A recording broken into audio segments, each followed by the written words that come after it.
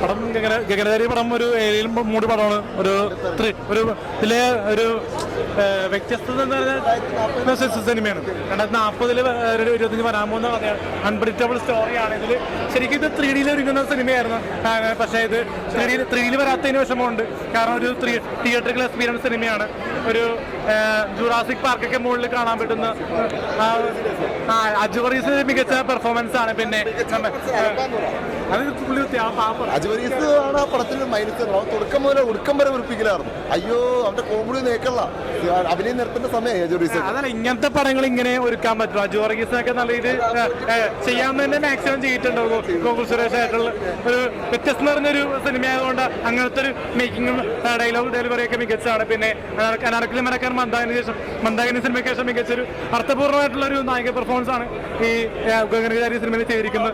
ഒരു പടം നല്ല തിയേറ്ററിൽ നിന്ന് കാണേണ്ട സിനിമയാണ്.